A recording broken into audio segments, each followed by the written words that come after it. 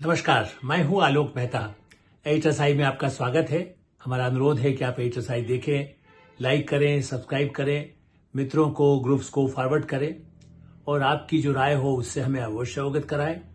और जिन मित्रों को और ग्रुप्स को भेजें उनसे भी आग्रह करें कि वे भी सब्सक्राइब करें ताकि उनकी बात और आपकी बात हम तक पहुंच सके। हिंदी विरोध या शिक्षा का विरोध या भारत का विरोध, तमिलनाडु के मुख्यमंत्री स्टालिन स्वयं एक अभियान शुरू किया है। इसको मैं मानता हूं कि ये भारत विरोधी, भारतीय संस्कृति विरोधी ही कहेंगे, क्योंकि वो अकारण रूप से आरोप लगा रहे हैं कि हिंदी थोप रहे हैं, हिंदी का नाम ले रहे हैं। नई शिक्षा नीति को क्रियान्वयन के लिए, उसको लागू करने के लिए, और ऐसा तो नहीं नई शिक्षा नीति, मैं तो ये मानता हूं कि 3 भाषा का फॉर्मूला आदरणीय श्रीमती इंदिरा गांधी जो कांग्रेस की प्रधानमंत्री थी और तब तमिलनाडु के भी बड़े बड़े नेता कांग्रेस के साथ थे। याद करिए, उस समय तो पार्टी का विभाजन भी नहीं हुआ था। उस समय निजलिंगप्पा भी थे और नीलम संजीव रेड्डी भी थे। कितने ही नेताओं के नाम गिनाए, वीवी गिरी भी थे।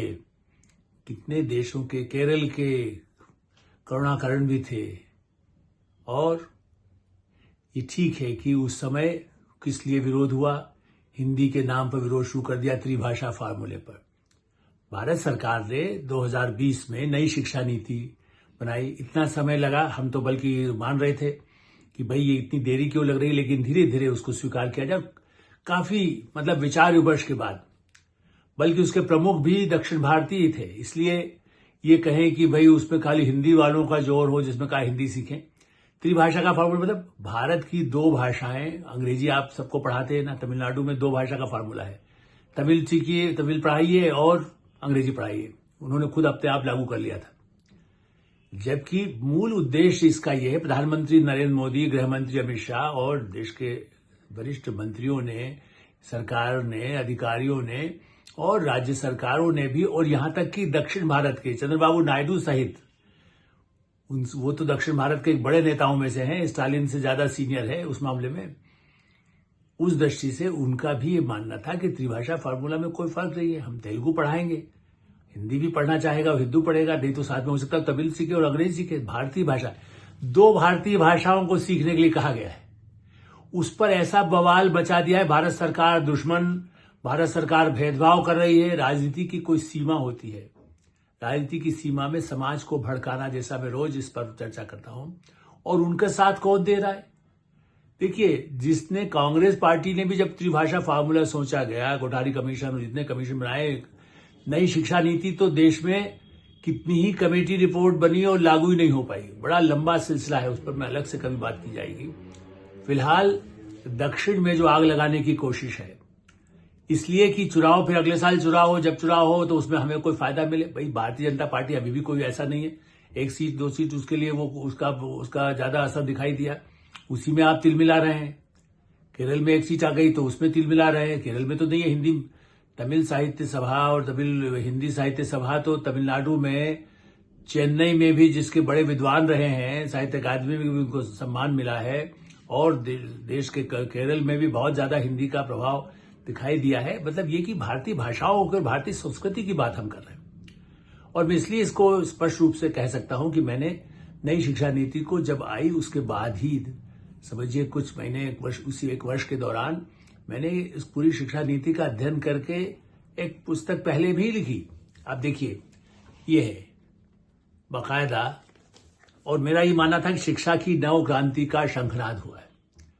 ये मैं नव क्रांति इसलिए कहता हूं कि पहले धीमे, और ये ज्यादा बड़ा नहीं, इस पर और भी काम की आवश्यकता है। उसके बाद कई सुधार हुए, इस मेरे लिखने के बाद भी कई परिवर्तन भी हो रहे हैं। हमेशा ये माना गया कि हम सबको, प्रधानमंत्री नरेंद्र मोदी की पॉलिसी यही है कि भाई आप सबको साथ लेना, सबका विकास। तमिल, उन्हें तो पहली बार वाराणसी में तमिल विद्वानों को बुला करके कितने बड़े बड़ी टीम बुलाई गई। लोग कहते उसको चुनाव का नहीं, उत्तर दक्षिण को जोड़ना, जो शंकराचार्य काम करते थे 4 दिशाओं में, वो काम भारत सरकार करने की कोशिश कर रही है। पूर्वोत्तर हो, वहां हिंदी, अरुणाचल में हिंदी इतने बड़े पैमाने पर चल सकती है, असम में चल सकती है, मणिपुर, मेघालय में चल सकती है, नागालैंड में हिंदी पत्रिकाएं भी पहुंच जाती है। ठीक है, उनकी अपनी भाषा है। मैं नहीं कह रहा मिजोरम खत्म हो गई, असमिया हो गई, बड़े बड़े विद्वान वहां पर हैं असम में, उसी तरह से आप कन्नड़ में हैं, उसी तरह से तेलुगु में है। साहित्य अकादमी में कन्नड़ के बड़े प्रसिद्ध नाटककार वो साहित्य अकादमी के अध्यक्ष रहे। तो ये नहीं है कि भारतीय भाषाओं से साहित्य अकादमी भी अनुवाद करती है, अंग्रेजी में भी, हिंदी में भी, और जो इस भाषा का साहित्य आया उसका उस भाषा में उससे अनुवाद करा करके हिंदी में छापी जाती है, अंग्रेजी में छापी जाती है। तो ये वर्षों का सिलसिला है, लेकिन इस समय विरोध करना है क्योंकि आपको प्रधानमंत्री नरेंद्र मोदी की सफलता नहीं दिखती, आपको बीजेपी का डर लग रहा है कि वहां आ जाएगी। राजनीति में चुनाव के लिए ही कोई समाज की संस्कृति की नीति नहीं बनती, और इसलिए मैं ध्यान दिलाऊंगा, मैंने बाकायदा उस नीति में भी शब्द बाकायदा यही लिखे हुए हैं। मैं इसलिए कहूंगा कि नीति में यदि आप ये कहें कि साहब हम समर्थन कर रहे हैं, ऐसा नहीं है। नीति जो घोषित सरकार आंकड़े कोई भी देख सकता है, उसमें भी कहा गया कि हम तो चाहते हैं कि सभी भाषाओं का, मतलब अंग्रेजी से कोई परहेज भी नहीं कहा गया है। उनका ये कहना है कि उच्चतर गुणवत्ता वाली विज्ञान और गणित में द्विभाषी पाठ्यपुस्तकों, शिक्षण, अधिगम सामग्री की तैयारी करने के सभी प्रयास किए जाएंगे। विद्यार्थी दोनों विषयों पर सीखने और बोलने के लिए अपने घर की भाषा, मातृभाषा और अंग्रेजी दोनों में सक्षम हो। और उसके बाद तमिलनाडु का यदि कोई बॉर्डर लगती है या कोई बच्चा तेलुगु वाला है तो वो तमिल और तेलुगु ले ले और अंग्रेजी पढ़ लेगा। दो भारतीय भाषा हिंदी ले ले। कोई आंध्रा और कर्नाटक में है, वो चाहे तो वो तमिल ले ले और ये पढ़ा ले। कोई केरल में है, मलयालम हो, कोई गुजराती है तो वो गुजराती भी ले ले और हिंदी ले ले। हिंदी वाला जरूर त्रिभाषा से हिंदी वाले भाषाओं के लिए तो आवश्यक होगा अंग्रेजी के साथ उनको एक घंटी, कितना बड़ा कल्याण होगा। कई लोग मुझे जिन्होंने संस्कृत पढ़ाई, वेंकटाचलम, वो दक्षिण भारत के थे और वो उज्जैन जैसे विक्रम विश्वविद्यालय के थे, संस्कृत विभाग के प्रमुख। तो उन्होंने यदि संस्कृत और हिंदी पढ़ाया, और प्रधानमंत्री नरेंद्र मोदी कहते नहीं तमिल तो बहुत ही प्राचीन हमारी भाषा और संस्कृति है, हमें उसको जोड़ना है, हमें उसे सुरक्षित रखना है। आप उनके कोई भाषा उठाए, उनके कुछ, मैं इसलिए कह रहा हूं कि हिंदी के लोग तो कोई ऐसा दबाव नहीं डाल रहे। हिंदी के बल पर हाल में कितनी ऐसी फिल्में आई हैं जो हिंदी में डबिंग कर दी गई, या उन्होंने बाकायदा ऐसी फिल्में बनाई जो 1000, 2000, 1500 करोड़ का आमदनी कर रही है। 2-2 करोड़ हो गया उनका हिंदी की वजह से। वो तमिल में भी है या कन्नड़ में भी है या तेलुगु में भी है, और उसका जब फिल्मों का प्रदर्शन हिंदी में हुआ तो उसका इतना बड़ा मार्केट है। तो पूरा जिसको कह सकते हैं साउथ इंडिया की जो फिल्में का और पूरा फिल्म उद्योग है वो हिंदी की तरफ दौड़ा है। पहले मलयालम या अच्छी फिल्में, बंगला की अच्छी फिल्में, तमिल की अच्छी फिल्में, तेलुगु की फिल्में तो थी ही, लेकिन उनको समझ में आया कि हिंदी तक हम अपने अच्छे से अच्छे कलाकारों की कला, हमारी संस्कृति, उससे संस्कृति भी मिलती। बहुत ही ऐतिहासिक वहां की समस्याओं को लेकर, सामाजिक समस्याओं को लेकर, सांस्कृतिक चुनौतियों को लेकर के या प्रगति को लेकर के भी बाकायदा मनोरंजक फिल्में भी बनी है, डॉक्यूमेंट्रीज भी बनी है, और उसका भाषा में अनुवाद हुआ है।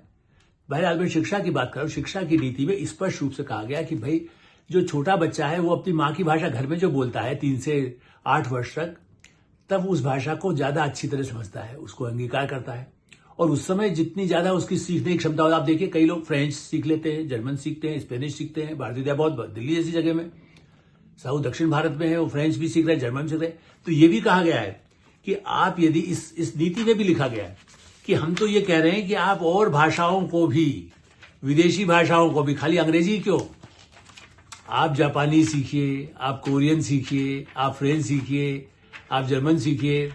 डॉइच, जर्मन को डॉइच शब्द है यदि हम ये कहें, नहीं तो कई बार वो नाराज हो जाते हैं कि आप जर्मनी क्यों करें। बाकायदा इसमें लिखा है भारतीय भाषाओं और अंग्रेजी में उच्चतर गुणवत्ता वाले कोर्स के अलावा विदेशी भाषाएं जैसे कोरियाई, जापानी, थाई, फ्रेंच, जर्मन, स्पेनिश, पुर्तगाली और रूसी भी माध्यमिक स्तर पर व्यापक रूप से अध्ययन हेतु उपलब्ध कराई जाएंगी। अब आप बताइए कहां विरोध, भाई हिंदी कहां थोप रहे हैं आप कह रहे हैं विदेशी भाषा भी सीखिए, और लेकिन हाँ उसकी मातृभाषा बच्चों को सीखिए। आप उसको अंग्रेज का गुलाम बनाने की जो मैकाले की नीति थी, वो उनको गुलाम क्यों, तमिलनाडु के तो बड़ा जिसको कह सकते हैं आधुनिक भी हुआ है, लेकिन इसके पीछे मैं इसलिए दूसरी बात कहूंगा, ये वही है कांग्रेस, उसका अभी तक इसके पक्ष में नहीं बोली, इस नीति को लेकर के कोई ज्यादा बातें नहीं कर रही। डीएमके के साथ चुनाव लड़ना, डीएमके के साथ गठबंधन कर लिया तो स्टालिन का विरोध नहीं करना है। भाई जब आपकी नीति, जब कांग्रेस उसको स्वीकार करती है, संसद से भी स्वीकार है नीति, ऐसा नहीं है कि कोई प्रधानमंत्री नरेंद्र मोदी ने एक फरमान निकाला, ट्रम्प की तरह से कि सब कुछ भाषाएं बंद होगी, अब हिंदी चलेगी। हम तो जो हिंदी आंदोलन से निकले हुए भी है, जो हिंदी के पक्ष में आंदोलन छात्र जीवन में, मैं भी तांगे में बैठ के, वहां तब तांगा चलता था, आप यदि पुराने शहरों को देखें उज्जैन इंदौर में, जो जिसमें बाकायदा लोग बड़े अच्छे अच्छे घोड़े होते थे, उसमें माइक लगा करके, चूंकि जब हिंदी का विरोध, तो हिंदी के समर्थन में भी हिंदी भाषी क्षेत्रों में ये हुआ। हिंदी में चूंकि हम बोलते थे, भाषण देना है, लिखना है, निबंध प्रतियोगिता है, प्ले करना है, संस्कृत के भी होते थे। ये बात है कि जब संस्कृत को तमिलनाडु में संस्कृत का बहुत अच्छे पंडित विद्वान है, उस तरह हिंदी के भी विद्वान हैं। ऐसे ही भारत के अन्य क्षेत्रों में, वाराणसी में तमिल के बहुत अच्छे विद्वान मिल जाते हैं, वहीं से निकले, वहीं से आगे बढ़े हैं।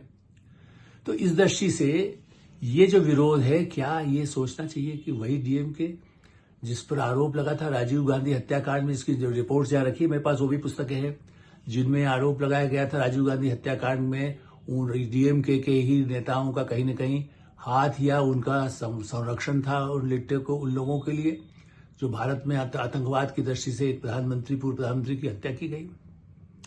पंजाब का खालिस्तान यदि जहां, तो इंदिरा गांधी की हत्या की गई। आप ये पार्टियां ये भूल जाती है राजनीति कि आप जब विद्वेष पैदा करेंगे, आप क्षेत्रवाद पैदा करेंगे, आप जातिवाद पैदा करेंगे, आप धर्म के सांप्रदायिक तनाव पैदा करेंगे, तो उसका नतीजा आपके अपने राज्यों में भी होगा। आज तमिल पर उग्र आंदोलन करने लगेंगे उसके समर्थन में, उसके कई लोग ऐसा मानते हैं। यदि फिल्में देखने लगे हैं तो वो तो हिंदी फिल्में देखते हैं, तो वो कहेंगे भाई ये क्यों हो रहा है, उसका विरोध होगा। या बीजेपी वहां सक्रिय, तो बीजेपी भी विरोध करेगी कि सड़क पर उसके जो चाहने वाले लोग हैं वो कहेंगे नहीं, हम भारतीय भाषाओं के समर्थन में, नई शिक्षा नीति के समर्थन में है, हमारे बच्चे और अधिक पुरस्कृत हो, अच्छे ज्ञान प्राप्त करें, वो हिंदी में भी उनको अच्छी नौकरियां मिलेगी, हजारों लाखों नौकरियां आजकल जरूरत होती है। विदेशी कंपनियां आती हैं तो वो कहती है हमें हिंदी में मटेरियल चाहिए, क्योंकि हमें सामान्य सामान भी बेचना है तो उसके साथ में हिंदी का कंटेंट देना पड़ेगा ना, हिंदी की सामग्री देना होगी, कैसे उसका उपयोग करें। आप कोरिया का कितने हमारे यहाँ ऐसी प्रोडक्ट है जिसको कितने बड़े पैमाने पर, चाहे टेलीविजन हो, चाहे पानी के लिए एक्वागार्ड हो या मोबाइल हो, कितनी ही चीजें भारत में भी बनने लगी। और जो विदेशी भी है, जापानी हो, जर्मन हो, ब्रिटिश हो, अमेरिकन हो, तो वो कहते हैं हमारी कंपनियों के हमें हिंदी में सामग्री चाहिए या तमिल में चाहिए, बांग्ला में चाहिए।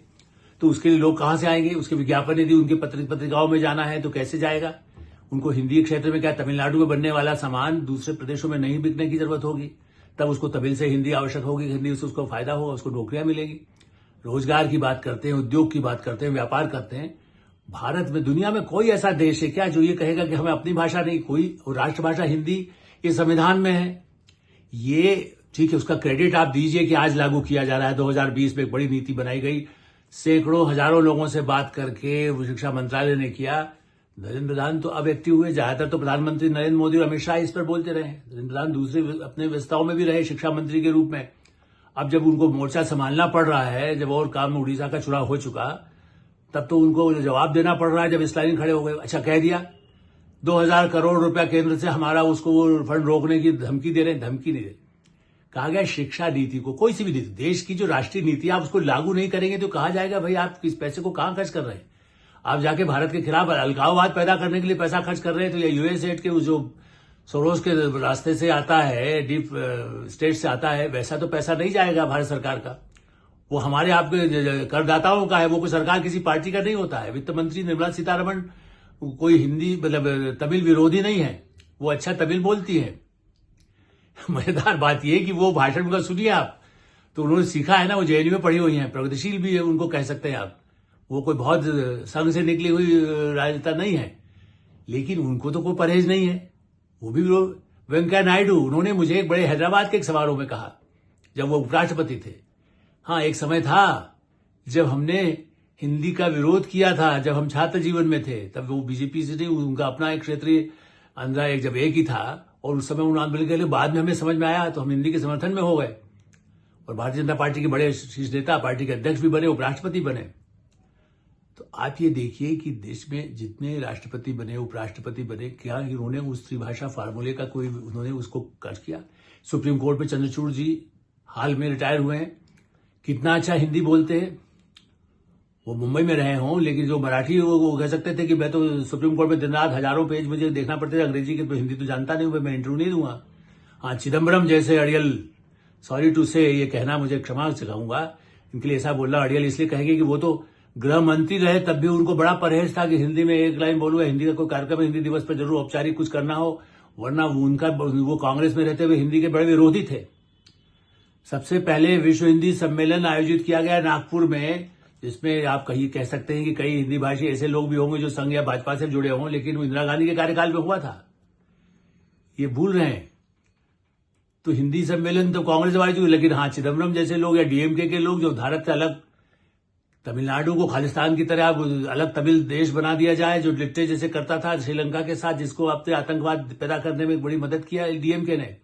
आज वो डीएमके शिक्षा नीति का विरोध नहीं कर रहा है, वो भारतीय संस्कृति और भारत सरकार का विरोध नहीं कर रहा है, वो भारत का विरोध कर रहा है, क्योंकि भारत की एकता, अखंडता, अक्षुण्णता, भारत का भविष्य, विकसित भारत का विरोध कर रहा है। इसलिए ऐसे कोई भी नेता, मैं ये मानता हूं कि भाषा के नाम पर बांटने की राजनीति और कोई रोक नहीं रहा है, कोई अंकुश नहीं लगा रहा है, कोई दबाव नहीं बना हुआ है। जैसा मैंने पूरी अपनी व्याख्या की है, शिक्षा नीति को अच्छे से लागू करें, भारत इतने अच्छे विश्वविद्यालय बने विज्ञान के क्षेत्र में। या इस नीति में तो कितनी बातें ऐसी हैं, नई शिक्षा नीति में इतनी नई बातें हैं जिससे कि आप आधुनिकतम टेक्नोलॉजी, जिसमें स्पेस के लिए भी हो, अंतरिक्ष के लिए भी हो, तो भाषा का ज्ञान होगा तो आपको संस्कृत से भी ऐसे ग्रंथ मिलेंगे जिसमें पुरानी ऐसी हमारी कलाएं हैं, हमारे यहाँ पर जो अध्ययन है गणित के दूसरे, उस सबका भी फायदा मिलेगा। तो इस त्रिभाषा फार्मूला का केवल त्रिकोणीय चुनावी रणनीति के तहत कांग्रेस के साथ मिलकर के विरोध, ये दुखद ही नहीं, दुर्भाग्यपूर्ण नहीं, भारत विरोधी है। आप भी विचार करिए और अधिकाधिक लोगों तक हमारी बात पहुंचाइए। एडिटर साहब हमें विराम देते हैं। आप देखते रहें, लाइक करें, सब्सक्राइब करें, अधिकाधिक लोगों को सब्सक्राइब करने को कहें। धन्यवाद, नमस्कार।